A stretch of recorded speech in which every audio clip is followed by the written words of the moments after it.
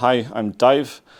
I've been an artist for as long as I can remember. I started in Ireland. I went to art school, studied graphic design there for 4 years. After that, I developed a passion for illustration and making collage. The more I dove into doing graphic design, the further I went from the screen and more into like an actual handmade analog aesthetic. I just found a lot more fun in drawing things by hand and making stuff that way.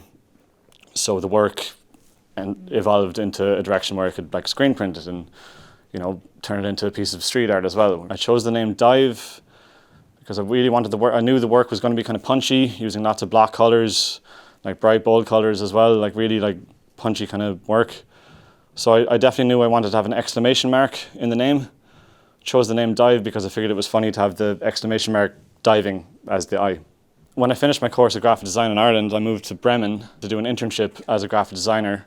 From there, I just fell in love with the culture of Germany. I decided to stay on here for a while, and I started teaching myself how to screen print. I ended up working in an Irish bar. They had a weird basement thing where they were storing loads of crap in there, and I asked my manager, could I set up a little DIY screen printing studio there, and she said to go for it, so I started doing it like the old school way, when you've got like a UV light dangling, hanging by sellotape, and like making really, really bad punk prints and stuff, and the work started to gain a bit of traction, and I started to really like enjoy what I was doing, in the sense that it was coming into its own and it was building its own identity and its own brand.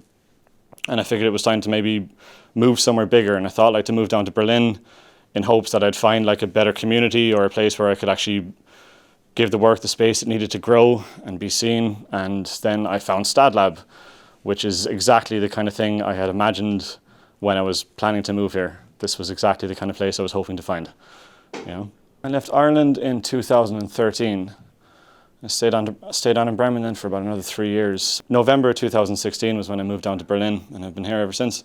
I was like trying to keep on from the original idea of building my own screen printing studio at the start. So like I remember I was like looking for like artist spaces in Berlin where I could just like rent a room, but always with the intention of screen printing, and then eventually I just like decided, no, but like there's surely like somewhere where you can go and just print. So I started Googling that kind of stuff, and then like StadLab just showed up on my radar, and it was 15 minutes away from where I was living. And I just called them. Like this like Scottish dude called Liam answered the phone. He said like, yeah, if you want to come by and have a look at the place. I remember like knocking on the door. Liam answered the door, and I realized I'd actually known him. I'd met him in a bar a few weeks back already. So it was kind of, everything just kind of like aligned. It was like, yeah, this place kind of found me as I found it, StadLab is definitely less of a technical place and more of a friendly kind of place. It's definitely the community that it strives to be. I find in here like everybody around is very friendly and very supportive, and there's always interest in other people's work. If somebody's working on something, somebody's always going to look over the shoulder and see what's going on. It's a cool thing to be a part of, for sure. When it comes to the difference between making artwork out of your bedroom or out of this thing that you've set up yourself compared to making it in a community where you're surrounded by other people, it actually adds a lot more significance to the work that you're doing as well. The work I do lately is a lot based on wheat pasting, so I'll always start with an illustration, always done by hand as well. I'm a big fan of collage. So I'll be at home, I'll like make all these different textures, and I'll like cut them, paste them, put them all together, and then add them to the illustrations that I've done. Like sometimes they're made specifically just to be illustrations, like one-offs. Sometimes I'll make them with the idea to print them on a nice like little edition. Most of the times I'm designing them to print them on this wheat pasting style paper that I can cut up and put them around the streets, because I just find a lot of fun in doing that. The main one I'm doing like with the wheat pasting project is the two-headed elephant, also called the high elephant. The idea behind that was I remember I was walking around the city, and I think like every single person that I saw was like looking into their phones or like always looking down. I thought it'd be kind of cool if if you look up, you're not just going to see the same building. You might see like a random two-headed neon pink elephant that's completely out of context. And I always had an interest in street art, like ever since I was back in college. I was always a fan of that kind of culture and that scene, and like mainly I think my interest in it was coming more from like the aesthetics of the work itself, as much as it had to do with the attitude of like going out there and putting something up. They kind of went hand in hand. So the imagery was as cool as the process.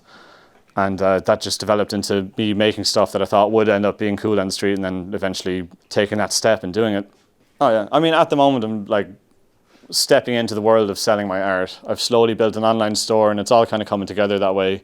There should be some stuff being released fairly soon in this year, definitely. Reading's a really, really cool place to be. I find it's like one of these, it kind of reminds me of Bremen in a lot of ways because of these like hidden spots.